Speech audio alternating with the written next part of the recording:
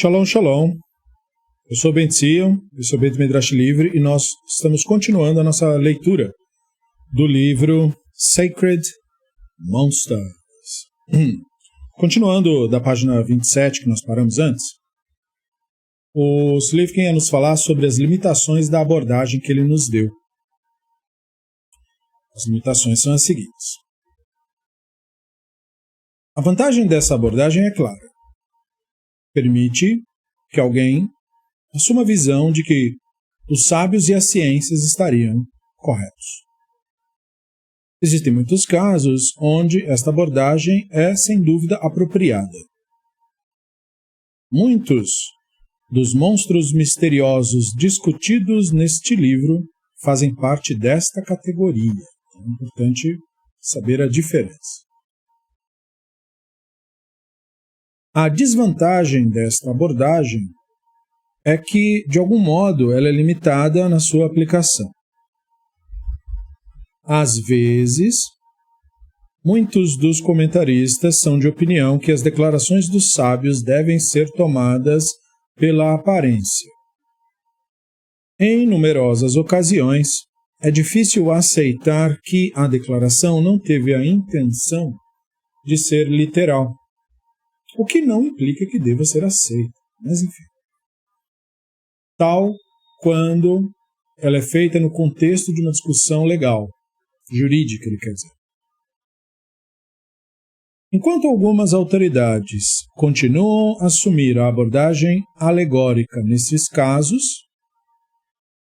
seria forçar a credulidade aceitar isto como sendo o que os sábios do Talmud tinham em mente, nestas situações específicas que falaremos, né?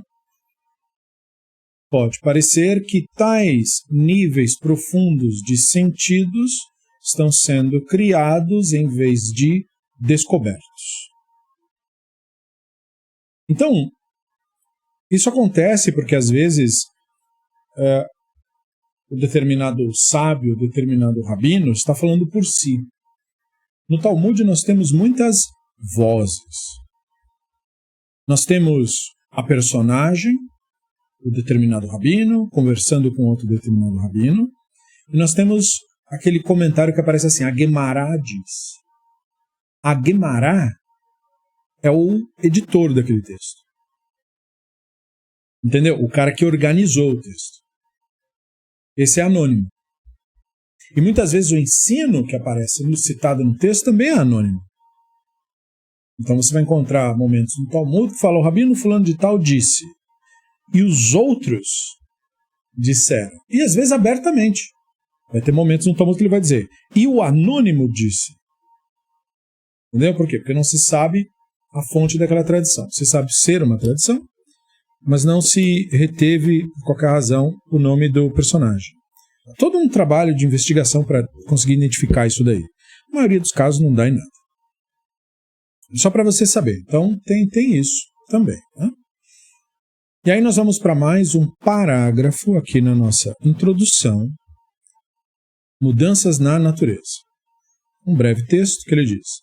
Em tempos medievais, outra abordagem foi introduzida para a narrativa das disparidades entre o Talmud e o mundo natural, tal qual percebida naquela era.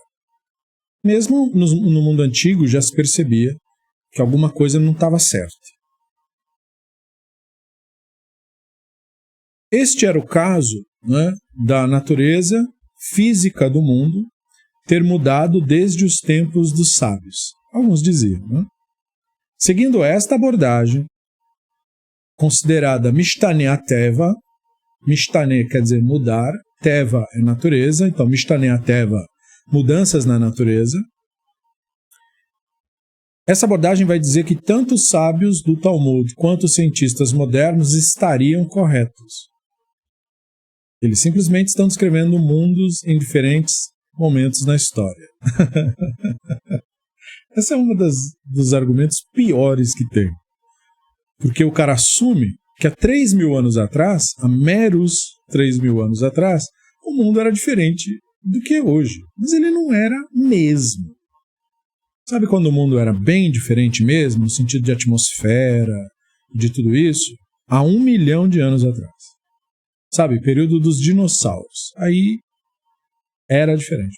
Tudo. A atmosfera era mais densa, segundo alguns pesquisadores. Animais como nós, se nós tivéssemos uma máquina do tempo, pudéssemos simplesmente ir para aquele período, talvez, é muito provável, segundo alguns pesquisadores, nós nos afogaríamos no ar, de tão úmido e denso que ele era. Nossos pulmõezinhos não dariam conta. Então, e é por isso mesmo, por ser desse jeito, que o ar comportava animais daquela magnitude que nós imaginamos a partir dos fósseis. Porque como que uma libélula gigante voaria num ar rarefeito como o nosso, dado o seu tamanho e peso? Um ar muito mais denso, para sustentar uma libélula gigante, talvez não fosse respirável para nós. Mas aí cabe aos especialistas discutirem. Eu ouvi especialistas falando dessa impossibilidade. Né? Quer dizer, nem se nós tivéssemos a máquina mágica do tempo, nós teríamos que ir com um equipamento especial para poder respirar sequer naquele mundo. Então aí tá aí um mundo bem diferente do nosso. Agora, 3 mil anos atrás, 10 mil anos atrás, mesmo 30 mil anos atrás, o que muda é ter mais vegetação, mais mato, né? E talvez o clima em alguns locais, mas nada que impedisse, nada que nós não encontrássemos algum tipo de familiaridade. Não tem como. Não era tão diferente assim, entende? Mas tudo bem, esse é o argumento. Exemplo: nascimento de animais. Isso é fantástico. A fonte primária para este conceito deriva de uma regra no Talmud relacionada à idade na qual gado e jumentos podiam dar à luz. Estabelecer essa idade era importante, porque o animal primogênito dessas espécies automaticamente pertenceria ao Kohen. Assim, quando fosse adquirido um animal de um não israelita, ele certamente tinha que saber se o animal já tinha dado à luz ou não. Se não, então, quando o animal desse à luz, o gado deveria ser dado ao Kohen. O Talmud legisla que se eles tivessem 3 anos de idade, então, quando ele desse à luz, o primogênito pertenceria ao Kohen. Tosafot, que é um comentário ao Talmud, nota que isto está em contraste com os fatos conhecidos na sua época. Tosafot é um comentário ao Talmud posterior ao período dos rabinos.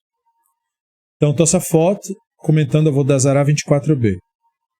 A explicação para esta regra é que, antes dos 3 anos de idade, com certeza eles não deram à luz. Mas isso é surpreendente. Seguramente, nós vemos o tempo todo que vacas de 2 anos podem dar à luz. Uma pessoa poderia responder que os tempos mudaram de como as coisas eram nas gerações passadas. Então é daqui que vem a inspiração, digamos assim, para dizer que naquela época era diferente. Que é para não dizer que os rabinos falaram uma coisa errada. E eu nunca entendo isso. Porque não adianta também o argumento de que, não, mas antigamente eles tinham esse pudor. Não. Ibn Ezra não tinha problema com isso. Maimônides não tinha problema com isso. Ibn Yosef Bonfield não tinha problema com isso. Ibn Pacuda não tinha problema com isso. Assim, uma porção enorme de rabinos não tinha problema. Qual é o problema? Os rabinos se equivocaram. E daí? Está falando sobre gado. Eles podem ter se equivocado. Eles não eram mais cuidadores de gado necessariamente. Eles faziam outras coisas da vida. Mas como eles estavam legislando, eles terem se equivocado é considerado uma coisa séria. Não deveria. Porque se ele se equivocou e fez a legislação, é só corrigir a legislação. Mas enfim. Aí ele diz: em tal caso de eventos familiares conhecidos, não seria razoável atribuir erro de observação. Em vez disso, a natureza mesma mudou com o tempo. Quer dizer, o que é mais fácil? É mais fácil dizer que a natureza mudou ou dizer que os rabinos se equivocaram? Pois eles preferiram dizer que a natureza mudou. Ai, é um argumento completamente absurdo, né? Mas veja, existe. Segundo parágrafo. Limitações dessa abordagem. Nossa, essa abordagem tem muitas limitações, né? Vários estudiosos de Torá observaram que esta abordagem só pode ser usada como um último recurso. Claro, né? Óbvio. Enquanto essa abordagem é atrativa por não requerer que uma pessoa assuma que ninguém cometeu um erro, qual o problema disso, né? Ela é extremamente limitada na sua aplicação. A mudança da natureza, que são mencionadas por autoridades de Torá medievais, se relacionam à fisiologia e funções de organismos biológicos existentes. Elas são mudanças de uma escala menor do que nós vemos com o tempo, como o tamanho geral das pessoas continuamente aumentando, ou os insetos que desenvolvem resistência a pesticidas. Não são mudanças fundamentais da natureza em si, mas propostas, como veremos posteriormente, tal como as de que salamandras seriam nascidas do fogo e que sereias seriam metade humana e metade peixe, e isso foi uma crença para nós, é coisa do desenho animado da Disney, né? Mas nós temos que nos lembrar que existiram no passado seres humanos que acreditavam piamente nessa possibilidade. Não era gente pobre e ignorante. Os lords acreditavam nisso. A gente que se achava melhor que os outros. Esse pessoal que acreditava nisso. Pobre nem ficava sabendo dessas histórias. As histórias circulavam no pessoal que sabia ler. Vai vendo. Ou que animais cresciam de plantas. Elas vão contra a maior parte dos princípios básicos da biologia. Não só da biologia, né, Slivkin? Conversando com ele no livro. Não só da biologia, né? Isso aqui nega física, isso aqui nega tudo. Né? Biologia é uma das coisas, mas nesse caso aqui de bichos que saem dentro de planta e tudo isso, não é só a biologia que está sendo negada. Né? Existe um limite de quanto a natureza muda, né? Barrando a intervenção sobrenatural. Comentário mais feliz até agora, né? Existe um limite de quanto a natureza muda, barrando, impedindo completamente a intervenção sobrenatural. É verdade. As abordagens que foram mencionadas anteriormente, todas estão em conformidade com o que eles permitem manter que os sábios do Talmud e do Midrash não fizeram nenhum tipo de declaração que seria inconsistente com a ciência moderna. Isso, os adversários, os mistificadores que falam isso. E isso está completamente errado. Não é o Slivkin que está falando. Ele está dizendo que isso é o que eles dizem. Né? Eles assumem esse tipo de defesa para poder manter isso. Mas, às vezes, pode ser que nenhuma das abordagens é viável. E é isso que os charlatães não admitem. Suponha que uma pessoa esteja confiante que os termos foram traduzidos corretamente. Então, por exemplo, quando você tem consenso histórico forte de este ser o caso, e que parecerá pouco razoável sugerir que o Talmud está falando metaforicamente, e que seria, né, uma forçação de barra dizer que mudanças na natureza teriam ocorrido para uma criatura que existiu no passado, por exemplo. Então, e nesse caso? Em tais casos, a pessoa tem que escolher entre as seguintes duas abordagens. E agora nós vamos para mais um parágrafo aqui. Parágrafo 5 da introdução. E agora nós vamos entrar num ponto, digamos assim, complicadinho, que é o tema de discordar dos sábios. Várias autoridades posteriores medievais e muitas autoridades contemporâneas são da opinião que os sábios devem ser acreditados em todas as suas declarações, mesmo aquelas com relação ao mundo natural, e mesmo se for difícil para nós compreender como estas declarações poderiam ser verdadeiras. Note que isso contradiz o que ele disse antes. Antes ele disse que a maioria tinha um entendimento razoável das coisas e que só uma minoria defendia a loucura.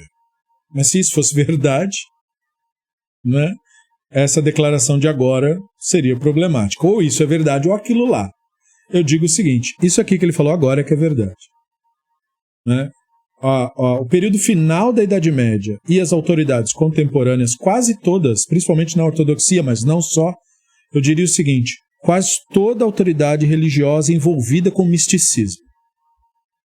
Para não dizer todas, é que eu não encontrei ainda um que fosse envolvido com misticismo e lúcido. Não conheço nenhum sequer. Todos pendem ou para pseudociência, charlatanismo em algum nível e grau. Sabe? Tentam salvar a Kabbalah com física quântica ou com psicologia. Nenhum admite os fatos. Sabe? Você lidar com os problemas de fato mesmo, sim. Admitir as coisas como elas são e depois lidar com o que você quiser. Né? Não conheço nenhum caso. Né? O que eu conheço é de gente que quer usar cientifismo para defender misticismo. O que para mim é charlatanismo 101. Né? Então, grande parte das autoridades religiosas hoje que flertam com o misticismo, flertam também com o charlatanismo. Tá? Isso deve ficar claro, porque isso é um fato que você vai ver para todo lado. Muito bem. Eles explicam que nós devemos seguir esse curso, porque fazer as declarações dos sábios científicas é admitir que elas possuíam inspiração divina. Entendeu a jogada? E eles receberam tal sabedoria natural da tradição do Sinai. Entendeu a jogada? Ou foram capazes de extrair essa informação de camadas ocultas de significados da Torá.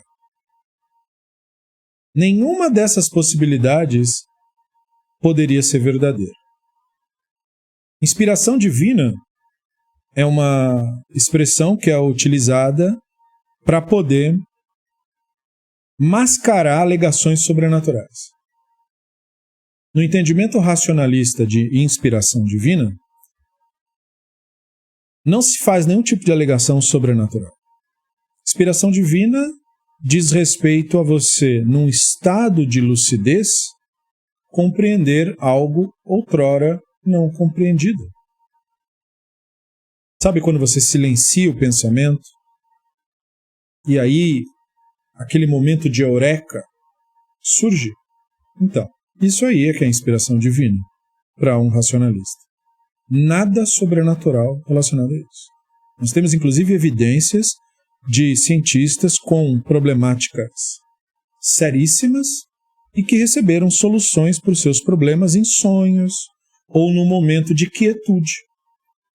Isso é inspiração divina para um racionalista. Não tem nem que ver com ser parte de religião nenhuma. Portanto, não tem que ver com nada sobrenatural. Quando uma pessoa diz ou faz a alegação de sabedoria da tradição do Sinai, ele está, portanto, se desviando da análise crítica da Bíblia hebraica. A tradição do Sinai é uma narrativa da nossa tradição. Ela representa a coesão das declarações tradicionais que nós tivemos. Ela não pode ser literalizada, como se a Torá tivesse atravessado os tempos como um meteoro atravessa o universo. Porque não foi assim que a Torá foi transmitida. A Torá é resultado de múltiplas tradições, não de uma tradição. Então a tradição do Sinai não é uma tradição, ela representa uma coesão de tradições. Entende? Então essa alegação geralmente ela é utilizada falsamente para dizer não, porque isso foi o que Moisés nos passou. Mas como que Moisés nos passou alguma coisa se ele é uma personagem da própria tradição? Uma figura lendária da tradição. Então, geralmente quando o cara traz esse tipo de argumento, aí está o embuste. E agora, o pior dos argumentos, para mim, é esse de camadas ocultas de significado. Que esse é o que quer usar pseudociência na Torá. Veja, todo texto pode ter uma interpretação alegórica, simbólica. Entende? Isso é possível para qualquer texto. Mas quando você coloca na Torá ou na palavra dos rabinos medievais ideias do Lacan, Hegel, entendeu o que eu estou falando? Você pegar e botar na boca deles psicologia, isso é má fé. Só má fé permite uma coisa dessa. Uma coisa é você pegar o que um sábio disse nos termos que ele disse do passado e isso, de fato, coincidir com algo dito posteriormente. Isso é uma coisa. Outra coisa é você dizer que gente do século III era psicólogo. Faça-me o favor. Então, esse negócio de camadas ocultas, geralmente é porta para a cabala quântica, entende? Tem que tomar muito cuidado se a pessoa não quer ser enganada e iludida, né? Tem gente que gosta, enfim. Sabe aquela coisa do mente para mim que eu gosto? Tem muito disso daí. Então, olha só. Um exemplo desta abordagem é encontrado nos escritos do rabino Haim Yosef David Azulay. Quem estuda misticismo conhece bem esse cara aqui.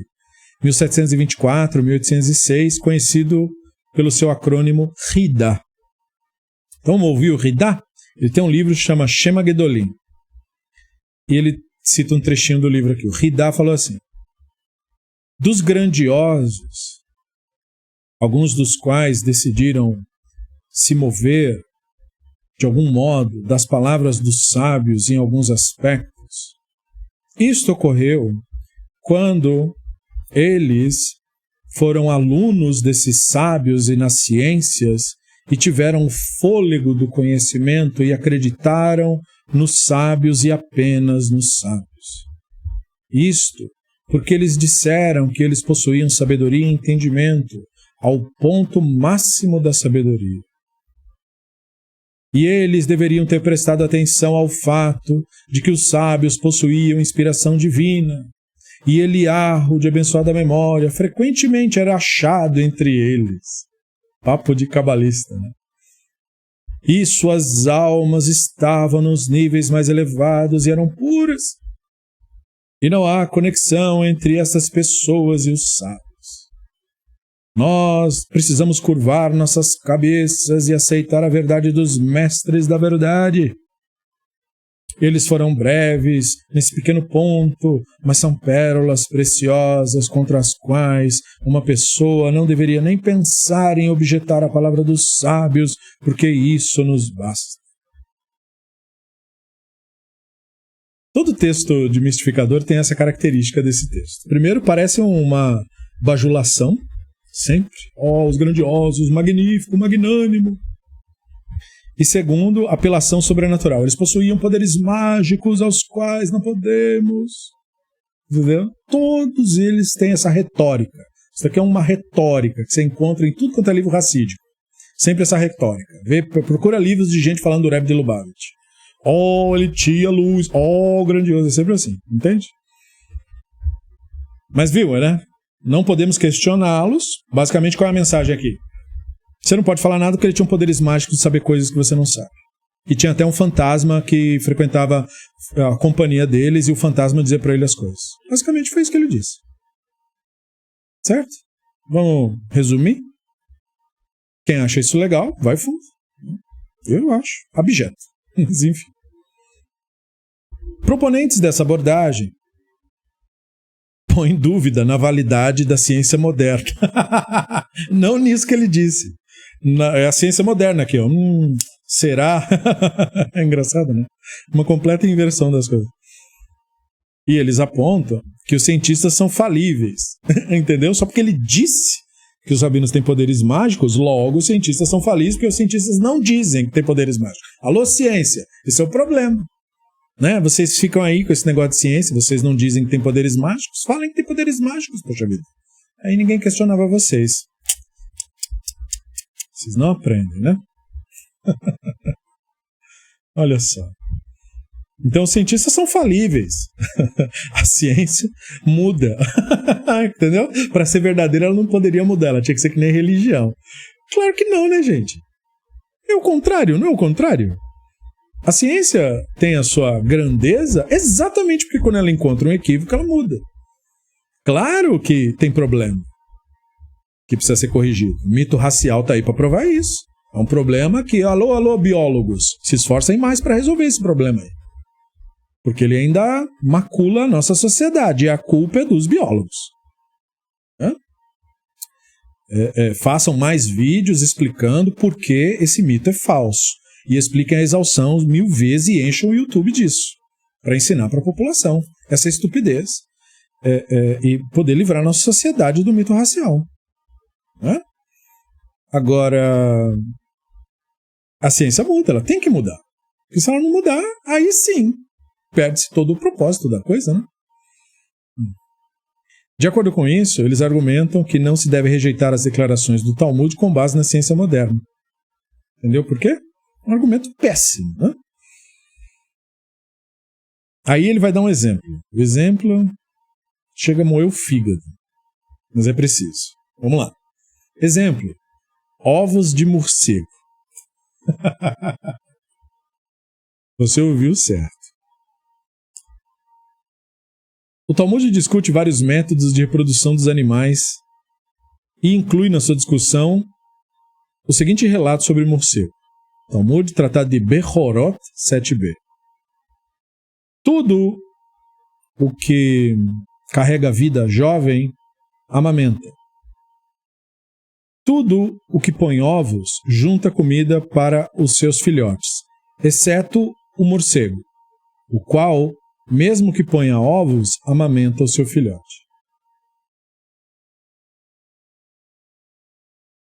Em contraste com a declaração do Talmud, a zoologia moderna afirma que nenhuma das 950 espécies de morcegos existentes neste nosso lindo planetinha põe ovos. Absolutamente nenhuma espécie. Agora, isto está em conflito e não é razoável dizer que, não, foi um erro de tradução. Não foi. A palavra é atalef. Morcego em hebraico é atalef. Inequívoco. Só quer dizer morcego, não quer dizer outra coisa. Rashi, o comentarista medieval francês, traduz atalef como morcego. Nenhum comentarista clássico jamais discutiu sobre o assunto. Não pode ser uma equidna ou um pláptus. Sabe o que é equidna? É um animal que tem lá na Austrália, né? E o pláptus é aquele animal fantástico que é bico de pato, corpo que parece uma lontra, tem garrinhas, parece que tem até um espinho. É um bichinho assim fofo, perigoso, que é aquático e terrestre, o negócio. Eles botam ovos e amamentam. Então veja bem, existem animais no planeta Terra que fazem isso. Bota ovo e depois amamenta. Não é que não existe, mas esse animal não é um morcego. Essa é a questão. Desde que esses animais não voam e a atalef é listado na Torá como uma criatura alada, não pode ser. Então não se pode defender o trecho do Talmud dizendo que os sábios estavam falando de equidna e de pláptus. Não está. Pláptus é mais conhecido como ornitorrinco, que é um nome, né? Eu prefiro chamar de pláptus, é mais fácil, né? Ornitorrinco. Eu quase quero falar ornitolaringologista. Mesmo se uma pessoa fosse argumentar que seria uma ave que bota ovos, isso também seria um problema. E que o Talmud estaria descrevendo como uma amamentação, que também, por outro lado, nenhuma ave amamenta. Não há nenhuma espécie que faça isso. Portanto, não tem como escapar. Veja, todo místico, fanático, tem que admitir esta passagem está errada. E veja, né? Tudo bem. Não tem problema nenhum que o texto está errado. Está errado porque está errado, porque eles acharam que estava errado. Eles acharam que viram uma coisa que não viram. Eles concluíram uma coisa que não era, e tudo bem, gente, ninguém morreu, não. Mas o fanatismo, como precisa manter a narrativa mágica e mística, resiste em admitir um fato simples como esse. Porque isso quebra a narrativa dos poderes mágicos dos antigos rabinos. Se os antigos rabinos, os mais sagrados, não tinham poderes mágicos, então os rebes também não têm. Pois se os antigos, que eram maiores do que eles, não tinham, eles muito menos. Então e esses charlatães aí, que estão dizendo, me dê dinheiro que eu rezo para você? Pois é. Percebeu? É similarmente pouco razoável lidar com esse conflito argumentando que o Talmud está falando metaforicamente. Não, senhor. Percebeu? Porque o Talmud fala metaforicamente, claramente. O sapo do tamanho de uma cidade, aquilo ali, não tem nem por que não achar que aquilo não é um enigma. Agora, esse aqui, não. Esse aqui não é enigma nenhum. Está falando, né, está fazendo uma declaração muito simples para eles, né? E está errado. A declaração sobre morcegos não é uma agadeta, ou seja, um discurso homilético. Não faz parte de uma história. O sapo gigante fazia parte de uma história. Eu estava passeando em tal cidade e vi um sapo do tamanho de uma cidade. Qual era o tamanho? Entendeu? Olha, é uma história. Entende? Tem aquele outro trecho que nós lemos no Tratado de Berachot. Estava caminhando numa cidade e aí fui dormir no cemitério. Escutei duas pessoas falando. Percebeu? É uma história. Entende? Eu estava passeando por lá, aconteceu tal coisa. Não, é uma história, é uma história. Agora, aqui não é uma história. Aqui é uma declaração como se fosse de um conhecimento do mundo natural. E está errado. É parte de uma discussão sobre o mundo natural. Nenhum comentarista jamais sugeriu que o sentido não fosse factível. Diferente, por exemplo, do caso do cara que foi dormir no cemitério e escutou morto falando, que comentaristas da antiguidade mesmo disseram, olha, os rabinos não estavam falando literalmente aqui. Por quê? Porque eles receberam de mestres próximos àquela geração lá, que aquilo foi dito, de que não era literal. Então quem vai achar aquilo literal? Um espírita moderno. Aí ele vai achar, porque ele já acredita em fantasma.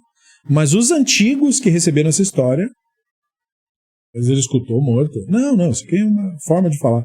Uma linguagem metafórica, para a gente trabalhar a ideia. Ah, tá. Mesmo antigos, mesmo que depois desses antigos místicos tenham escolhido literalizar, não importa, nós temos evidências e referências de gente da antiguidade que falou, não, gente, nós ouvimos versões disso aqui não literal. Percebeu a diferença? Agora aqui não. Que todo mundo falou, não, é isso mesmo que eles falaram. E durante muito tempo, esse texto nunca incomodou. Até o desenvolvimento da biologia propriamente dita, ninguém achou que tinha um problema nesse texto. Veja, hoje nós sabemos inclusive quantas espécies de morcego tem. Nenhuma dessa aí. Né? Então eles não falaram de nada que estava existindo, eles erraram mesmo. Ninguém pode resolver esse conflito alegando que a natureza mudou. Isso seria um absurdo maior ainda. Né? Ciência moderna assegura que não apenas morcego não coloca ovo hoje, mas que nunca houve um morcego na história dos morcegos, desde a pré-história, que tenha jamais posto ovos. Isso nunca aconteceu. O único mamífero que bota ovo, que tem bico de pato, é o Platypus e a equidna. Vive na Austrália e são fisiologicamente criaturas muito diferentes. Eles estão, digamos assim, num ramo extremo da família Mammalian, né, os mamíferos, e eles estão distantes tanto geograficamente quanto fisiologicamente de tudo e dos morcegos. Um morcego que botasse ovo seria uma completa contradição na hierarquia do reino animal. Nós, portanto, temos um caso no qual o conflito inevitável existe entre o Talmud e a ciência. Aqueles que aderem à abordagem de que os sábios eram infalíveis e os seus pronunciamentos científicos, portanto, também seriam, alegam que, pelo menos na época do Talmud, o que não é muito tempo atrás, morcegos realmente botavam ovos. E que a zoologia moderna é que está errada ao negar isso. Isso é ensinado hoje, século XXI, em yeshivot, em Israel, ortodoxos. Mesmo ortodoxo moderno. Não estou falando dos caras que se vestem com roupa estranha. Estou falando do cara que finge que é como eu e você. Finge. Porque a cabeça funciona. Porque ou ele é charlatão, confesso, propositalmente está mentindo para as pessoas, o que não é o caso muitas vezes. Ele também foi doutrinado. Então ele realmente acredita naquilo. Muitas vezes é isso mesmo. Alguns casos, quando o cara vem com uma história de que era Baal Teshuvah, aí você descobre que não. Esse cara aí, ele sabe do que é real. Ele está mentindo de propósito. Está fazendo isso por dinheiro, em geral é por dinheiro que se faz isso. Mas aqueles que são criados no sistema autoritário realmente acreditam nisso. Mas isso é ensinado hoje, século XXI. Educação moderna. É um problema muito sério. Mais um parágrafo. Preocupações com essa abordagem. Enquanto essa abordagem pareceria fortalecer a fé religiosa e o seu compromisso, nem sempre este é o caso também, né? Se alguém descobre, né, um volume grande de casos contra a posição do Talmud, sua confiança no Talmud ser uma obra correta pode balançar. Porque, veja, estão passando uma premissa errada para a pessoa. O Talmud, de acordo com o seu próprio estudo, nunca pretendeu ser Bíblia. O Talmud não é um livro que se passa como Bíblia. O Talmud é um livro de discussão e dialética. O objetivo dele é ensinar você e eu como as tradições foram recebidas e discutidas. Esse é o objetivo do livro, ensinar você o método de estudar como as tradições foram recebidas e discutidas. Para mostrar por que nós chamamos os sábios de sábios. Um sábio pode cometer um erro, ele não deixa de ser sábio por isso. Um professor pode se equivocar, ele não deixa de ser professor por isso. Os sábios do Talmud não tinham nenhum tipo de medo de errar. Eles tinham uma responsabilidade, eles procuravam o melhor que eles podiam. E eles, portanto, deixaram um exemplo. E um dos grandes exemplos que eles deixaram é ouvir outros mestres, no caso de áreas que não são a sua área. De onde eles provavelmente tiraram essa ideia de que morcego põe ovo? De gente que se dizia caçador, conhecedor de animais, que contava essas histórias para eles. E que todo mundo num bairro dava testemunho dizendo, sim, ele é o melhor caçador da natureza. Sabe? Então eles falaram, bom, se nós temos uma cidade inteira que concorda com o que esse cara está falando, então o que ele diz deve proceder. Seria como hoje você dá ouvido a um cientista, pela sua fama, confiabilidade. Mas aí vem um outro e prova que esse grande cientista estava equivocado. Então, você também estava, porque você se baseou nele. Então, às vezes isso acontece. É claro que não é comparável um cientista com um curandeiro da antiguidade, mas você entendeu o que eu quis dizer. Os sabinos buscavam informações. Quando eles queriam saber de astronomia, eles iam falar com os caras que estudavam isso. O que o senhor nos diz sobre por que aquela estrela se move daquele jeito? E ele dava as explicações dele. Mostrava para o sábio que ele precisava saber de geometria, os sábios iam estudar geometria, para poder aprender como fazer os cálculos, inclusive para fazer o calendário judaico. Então eles consideravam aquelas pessoas sábias. E aí o que eles disseram sobre aquilo, o marinheiro vinha, contava histórias mirabolantes, por que ele acha que não?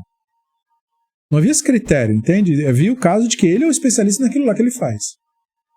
Então, se ele for uma pessoa boa, provavelmente é uma pessoa confiável. Esse é o critério.